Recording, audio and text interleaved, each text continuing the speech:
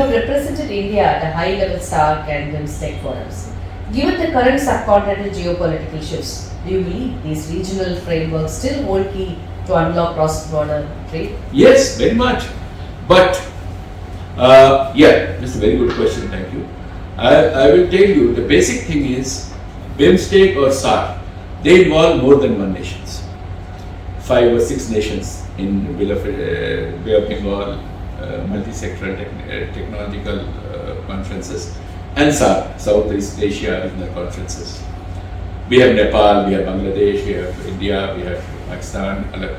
So, the idea is to jointly organize and coordinate the best trade relationships amongst them, the best investments among them wherever required, and the best, all sorts of coordination, medical, healthcare, poverty eradication, reaching to the doorsteps of every person, and how to help them in ecosystems have to be better, environment.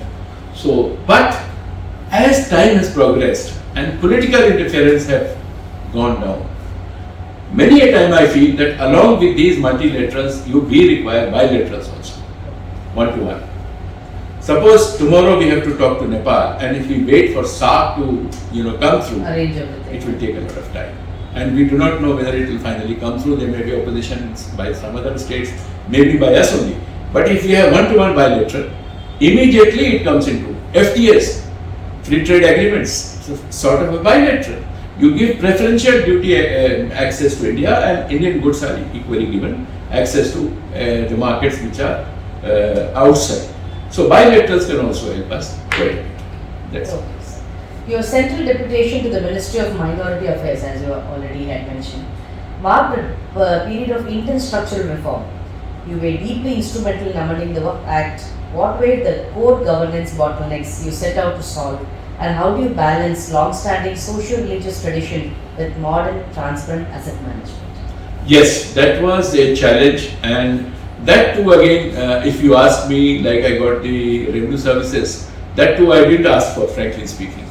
I was trying to get something else, but then destiny, as I tell you, the Department of DOPT, as we call it, they sent my name to the Ministry of Minority Affairs, and I was taken there, first as Deputy Secretary and then as Director. In Minority Affairs, I realized, by the way, we have 6 minority communities in India today.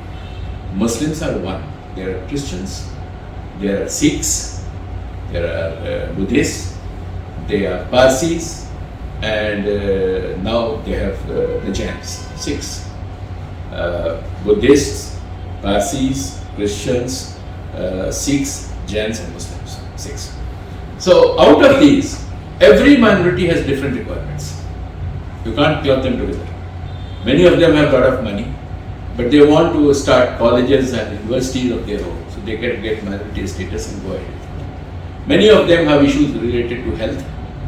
Their generation is dying, or they are in a very limited number of people are there in the country, so they have different requirements. But when I worked in the Waqf, as you rightly said, Waqf is a dedication of property, money, or anything to the community for doing charitable services. It can be dedicated for it's given, and it is not to be traded, it is not to be shared, it is not to be made into profit. That is the basic concept of Waqf. It will only be used for charity. Like if you give it as a mosque, then people will pray there. Service. If you give it to an orphanage, you will feed the orphanage. You will make the widows remarry. Those kind of things. All. So we tried to amend the Act in 2012. Now again it has been amended in 2025. Our amendments were more people-centric. Our amendments categorized it as Sharia compliant. Sharia is the basic law. But Waqf is not only Sharia, it goes much, much beyond it. That is the reason it is an act passed by the Parliament.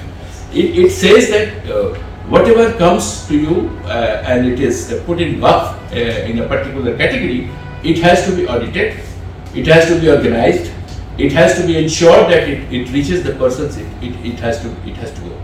So the Waqf Act amendment carried out by us in 2012, I was the main, I drafted it personally, took care of it. we ensure that no work property can be sold or mortgaged or gifted. But that's a big problem in the country. I don't want to name any organization or any person. Lots of work properties have been sold off. Despite the act and it. So we put it in black and white. It cannot be sold off under any conditions. And that caused a lot of opposition to our idea, but finally we got through. I think and then we said, if you do it, then the law will take a very serious note of it, and you will be put to judicial scrutiny. I think it has been slightly diluted in the present Waqf Act with other changes, which I would not like to comment on this platform. But amendments to the Waqf Act have been always there. Will always be there because it is passed by the Parliament, Indian Parliament. They have the right to amend it, modify it anytime. But the root of the thing has to be kept people's charity.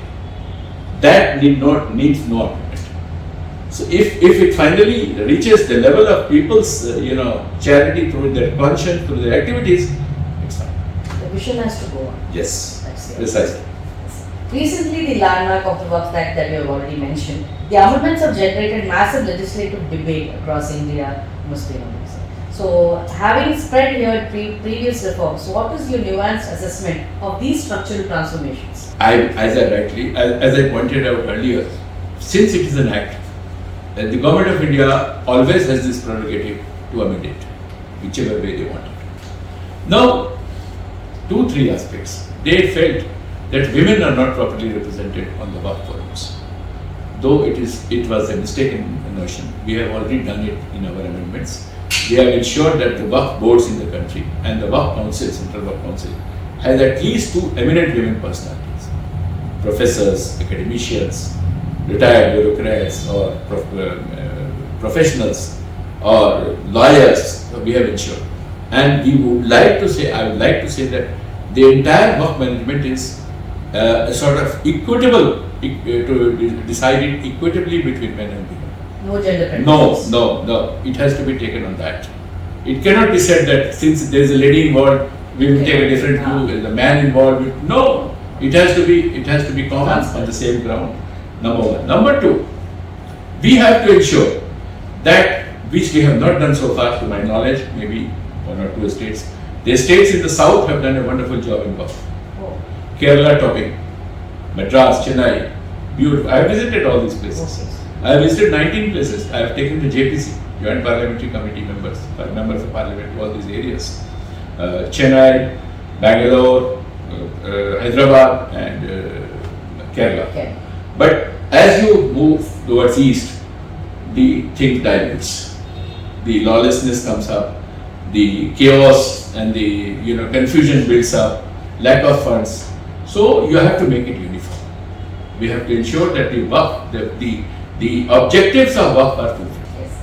Coming to Maulana Azad Education Foundation, as you were a director, how do you re-engineer a state-backed social welfare entity so that capital directly reaches marginalized individuals without getting choked by bureaucratic layers? Yes. Now let me tell you, this Maulana Azad Foundation worked on 2 aspects. One was to provide free scholarships to female students in madrasas or schools up to the class of 12th, I think, or even higher. I think in those days it was 2,000 rupees per month or something. The other was to modernize the madrasas by providing them infrastructural support. That still can be done. Thing is, how were they funded? The government used to give us, corpus, and the corpus went on enlarging, went on multiplying. From the interest of the corpus, these things were met. The corpus was never touched. The corpus remained intact. Now, the administration of the Maulana Azad Foundation required a very diligent, painstaking review, which was never carried out, unfortunately. Neither by the Maulana Azad people themselves, nor by the government, nor by the community at large. When I was there looking after it, I had told the community people who used to come to me, please carry on with your own audit. Let us know whether the money has reached the student. Plus, we also wanted to ensure, suppose I was there in 2006 to 2010, those girls whom the stipends have gone, they must have become professionals today. So why don't we chart their journey and tell the whole world, tell the Indian Parliament, This is how the Maulana Azad funds were utilized, and that is how they have benefited from it. I don't think any study has been done so far. That is On that? No. So you led an official government delegation to interact with Dr. Muhammad Yunus, legendary pioneer of Grameen Bank. What core organization principles of microfinance and rural economic empowerment did you bring back to integrate into India's public policy schemes? Before I reply to that question, reply to this, let me point out, as on date, we dealt with, I don't know whether to say it, but allow me to say this. We dealt with a different Muhammad Yunus in those days. And the Muhammad Yunus whom we saw last year or the last 2 years was a bit different, politically motivated, inclined, whatever. So in those days when we met Dr. Yunus, he told us two things, Grameen Bank. I was leading a Government of India delegation, 5 people were there with me. I asked him, what is the magic, sir? Excellency, what is the magic through which you operate? And he said, only 2. You do not require any sort of guarantees while giving a loan. Don't. It's a very strongest statement. Like, sir? Like, suppose a land is mortgaged or a land bank records are shown. He said, we don't require. Just give the loan. Make it small. Don't give it a big, massive loan of 5 lakhs. Credibility. But once you give the loan, be a member of that family. Okay. And join their celebrations, join their grief, moments of grief, join their moments of happiness. Stay with them. The money will come back. Rather than being a banker. Yes. That was what he told us. And he gave us a book, I think, Banker to the Poor. That book is by him. And he, of course, in those days he was a great economist. He still is. But then, as I told you, in the last few years he has taken some political orientation. Yeah. As the Vice President of Millennial India International Chamber of Commerce, Industry and Agriculture, your mission is vision and mission to connect globally, I suppose. What are the primary structural barriers that Indian MSMEs and agricultural exporters face when trying to scale into international markets? Well, I will tell you because this is a very good question. Whenever I talk about my Chamber of Commerce, I'm the Vice President of that, MICIA, Millennial India International Chamber of Commerce of Industry and Agriculture. I found that many people are interested in agriculture, but they do not have platforms to share their problems on. One of the main problems which I could gather is the middleman. The farmers apparently do not get the benefits of what they produce. The middleman takes the major part of it. The markets also, they behave in a very shoddy manner, if I can call it. The farmer is never taken into consideration, the middleman is taken into consideration. So we are trying to bring that farmers on the platform. Yes. We are trying to get their names, flash them, also try to get them in our board meetings if possible, or reach them. You identifying the right farmers. Yes. Ones who are doing it. Rather than going through various platforms to the middleman. We don't want to eliminate. How do you reach them, sir? We reach them through the communities there. There are societies. In their own regions. Yes, through the societies or through the people who are approaching us. We are asking them, please identify 5 or 6 farmers or 10 farmers. We would also like to interact. Isn't this an organization kind where you have placed people in different areas to find out about the right farmers and stuff? Yes. It's a slightly difficult job, but we are doing it. And I think, please allow us 6 months, we will be able to have a database. Number 1. Number 2, the latest technological innovations like artificial intelligence, use of drones, water supply, ecosystems, water harvesting, these have to be taken on board. And we would like to share the best practices with other countries. Because our chamber is global. We take them outside India or we make the foreign countries come and visit us. Israel has done a beautiful job in water harvesting and farming. Egypt is doing it. Latin America has done it. We are aware. So we would like to share the best practices with our agricultural sector along with their best practices abroad.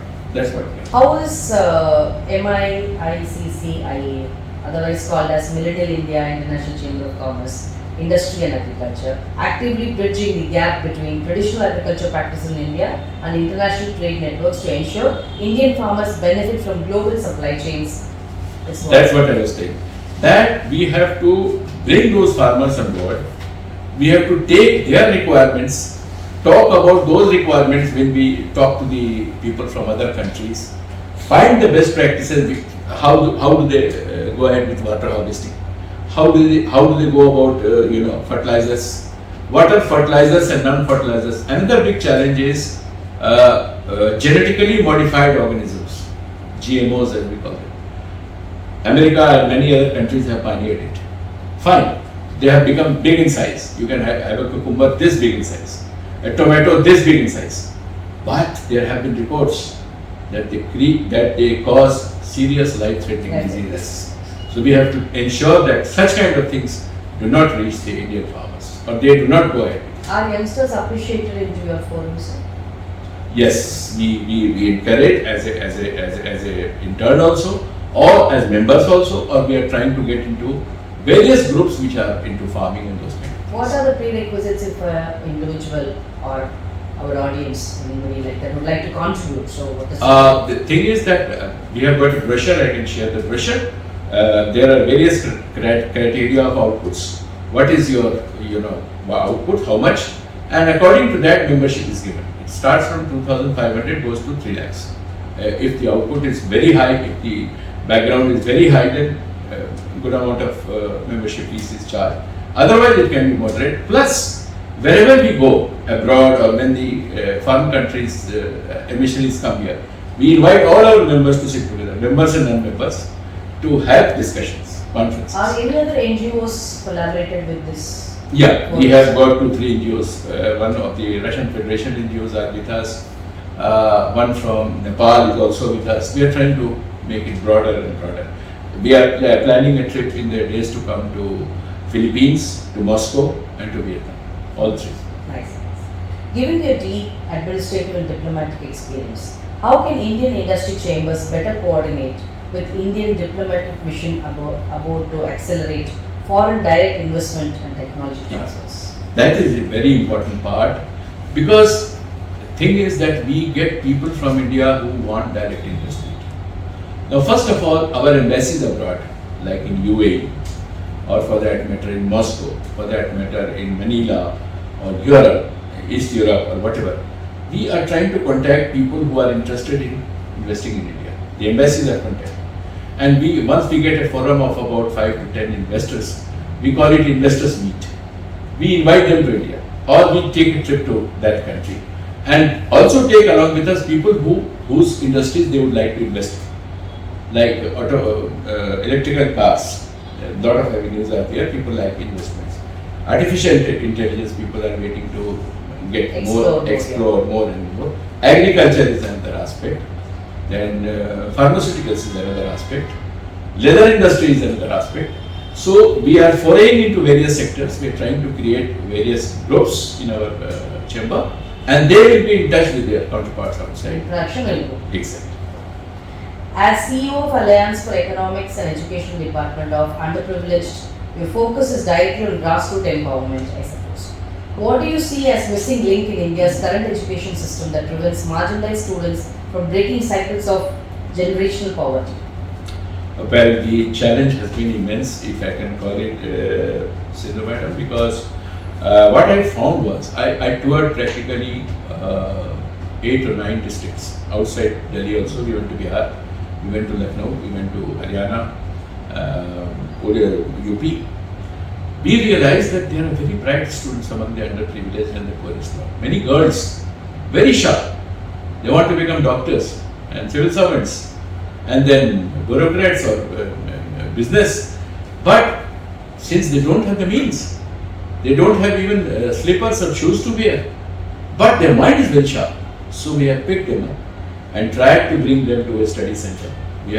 We are not very robust with our finances, but we have tried to carry it forward. We have tried to ensure that the mentors who are the best in the world, best in India for that matter, like all those people who have been retired senior bureaucrats, they are our mentors, they are guiding us. So we would like, we have chosen to ensure that these children are getting the benefits of the teachers through school books, through tutorials, and the benefits are there. A girl who was too shaken to talk in the economic weaker section, EWS category, and was about to be thrown out of the class, is now enjoying her class and she is getting good marks, speaking fluent English in maths and computers. So that it's a long drawn process. It requires a lot of finance. It requires a lot of good mentors. It requires lots of dedication, which at the moment is not there. But I think with time to come it will. Sir, as we prioritize the initiatives like Madrasa modernization, targeted skill development, how do you design community outreach programs that honor cultural identity while ensuring students acquire highly competitive corporate intake? Yes, because madrasa teaching is something which is intrinsic to the Muslim community, Islam. But one thing is there, their memory becomes very sharp because they memorize the Quran, Holy Quran. So if their memory is sharp, why not use the memory in different directions also? In secular studies, making them scientists, making them administrators, making them professionals, teachers. Yes, through computers. So we have done it. We have put computers, we have put computer teachers. We have put teachers who are good in communicating English. We have trained those teachers through central universities in India, 50 of them in one lot. We have trained as good as Notre Dame principals, Notre Dame Academy principals and directors. They have come for the training and they have gone back very satisfied that this is the right way to do it. That's how we are doing it. Yes, sir. We also understand that you are honored with the Bureaucrat of the Year award and National Summer Award. Congratulations on that, sir. Thank you. When you mentor young civil servants, what is the single most critical piece of advice you give them maintaining intellectual integrity and avoiding administrative burnouts? Yes, we come to the core of it, I think what I would like to. Yes, this is, allow me to say this, that the bureaucrats, the future bureaucrats who will be passing through your academy, God willing, should have three things in mind. First and foremost, they have to believe in the laws of the land and in the Constitution of this great country. The Constitution of India is supreme, and we have to all, as a bureaucrat, as a civil servant, if we are answerable to anything, we are answerable to the Constitution. Number one. What are the qualities which these bureaucrats should cultivate? It is honesty, integrity, compassion, kindness, and foresightedness.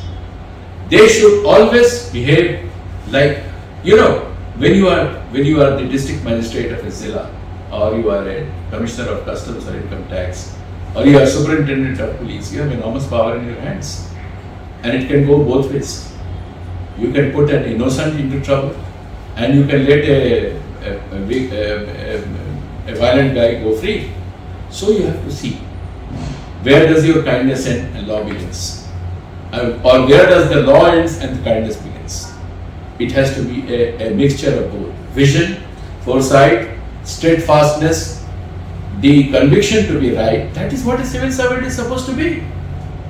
You take any civil servant across the country, they have been legends. And I will tell you one more thing. I have always been an avid supporter of great leaders. I have read books.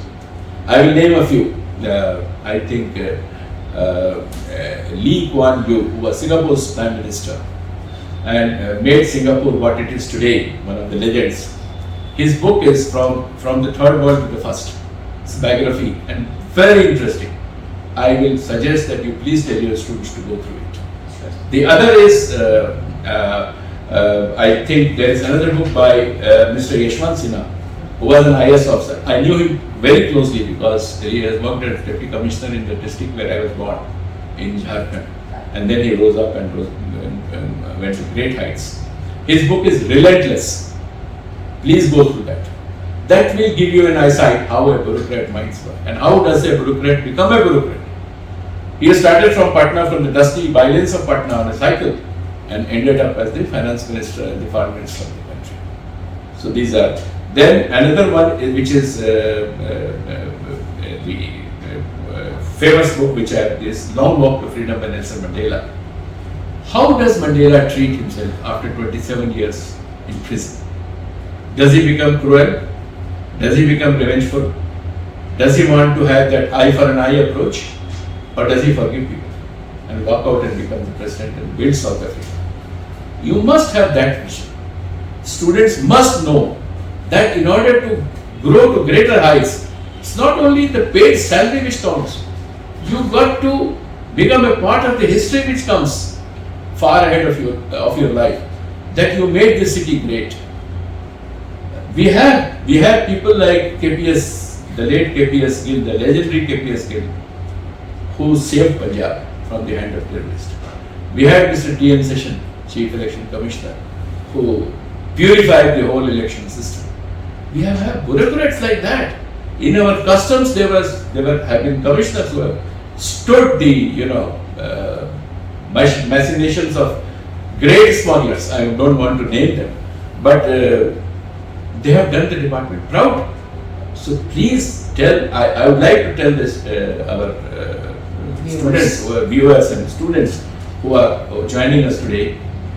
Have the vision, have the diligence, have the guts. Be polite, be kind, be affirmative. Affirmative action always wins. At the same time, the concepts like blue economy. You must know what is blue economy. You must know what is water harvesting. You must know what is artificial intelligence. So these kind of things will take you forward. And these are the pillars on which a bureaucrat is made or a diplomat is made. Last but not the least, I have a final question, sir.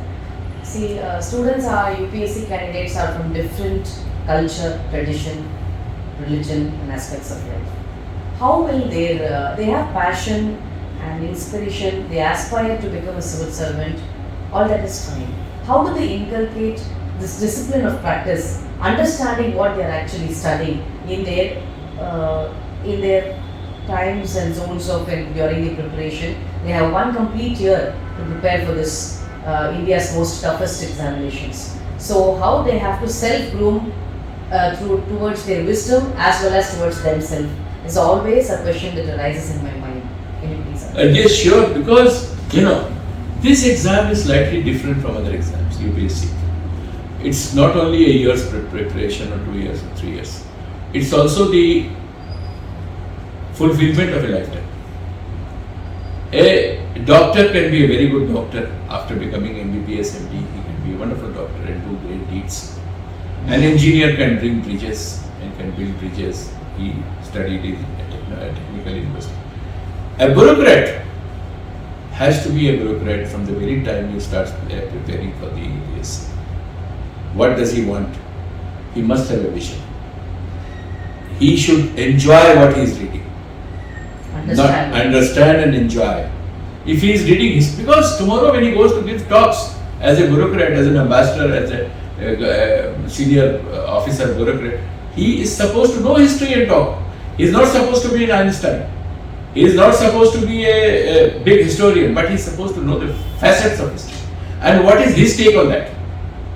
The UPSC exam basically tests not only how much you know, how do you know it, and what is your take on that. So that is how a bureaucrat is built up gradually. And along with that, the characters which he ingrains in his personality. It will come automatically, I will tell you. The moment he starts preparing, the world will open before him and he will start gradually going up and up, finally till he clears it. Because the people sitting in the interview board, they are veterans of their own fields. They will check in 2 minutes, 5 minutes, what is this candidate, which stuff is this candidate made of. And there the whole thing comes. That is the reason it is called a personality test. It's not called an interview. It's a personality. The whole personality. Now your personality cannot be made in a day. It takes 20 years, 10 years. Read newspapers, talk to people, go to seminars. It need not be a bookworm. Enjoy good food, enjoy nature, ecology, whatever, horticulture, agriculture, science. Well, and you should ingrain it in your mind that tomorrow when you take that high seat in administration, these things will come handy to you. That is what it is. Yes, sir. Also, you had also mentioned that regarding this interview preparation. Once the student completes their prelims, they get ready for their mains, they pass through and they come to a platform of interview. So they have this thought in their mind, we are well known about the facts that we have written, we are clear, we are in the interview zone. What one must do in an interview or understand, what one shouldn't have during the interview time. So they are on the right pathway. Whenever we find candidates coming for mock preparation, most of them are not that satisfied in the interview preparation that they give when they come and they take guidances from various academies. Even Shankar IAS does mock interviews every year, and it's been helpful for many candidates out there. So because we have experts who tell them what they must do and what they must not. From your perspective, what should a candidate understand? Look here, since I have also faced it long back, and many people do. The preliminary examination, UPSC examination sets a particular bent of mind and your knowledge. The written examination tests another. How much you know, essay type, writing. Yes, writing. And then finally you reach the interview. I'm sorry, it's not an interview, it's a personal test. It is not the knowledge, you have already been tested. The prelims, you have come to this stage, that means you have cleared it. The prelims you have cleared, written you have cleared. The person sitting on the board in the UPSC want to know, can you be given this onerous responsibility of a district magistrate? Can you be given this onerous responsibility of a commissioner of income tax? Will you be just? Will you be fair? Will you be knowing the laws? Will you be taking a fair view of it? Will you be truthful? That is what is required. They don't require the candidate to talk about what they've written or whatever exams. They can talk. But more than that, they will be expecting, they will be putting questions to them which will bring out the personality of that candidate. I was asked debate on a topic, for and against both, during the interview. Topic was? Yes. So the member said, you will speak for the motion and you again speak against the motion, which I did. I got about 75% marks, 70% marks. I spoke against, and then I had to decide then and there. They didn't give me time. And immediately after that, they talk about British imperialism. Then immediately after that, they asked me, since I had studied science till my intermediates, what is Einstein's theory of relativity? E is equal to mc square, explain it. I am a student of literature. And I am asked, E is equal to mc square. So, they want to know whether this candidate panics. And then, the best thing is, if you don't know, say, sir, I'm sorry, I don't know. Don't try to make up a reply. Can be said. No, that will go against you. They will sense in a minute you are trying to make it up. You just say, suppose they ask you 10 questions. You have answered 7 or 8, that's fine. 2 or 3 you will say, sorry sir, I don't know. They will appreciate you for that. But the ones which you have answered should be precise and condensed. That's what the issue is. And keep your confidence. And also 2 things. Many people think that once they reach the interview board, I had some very senior officers whom I knew, they get nervous, jittery. Why do you get nervous? The worst week, I will not get a job, I will do some other job. If you go with this feeling, you will never fail. Thank you so much, sir. Yes, it was indeed a very greater experience for Shankar IAS Academy today. We had great insights from our sir. Stay tuned with us for more such interactions. Thank you. Thank you.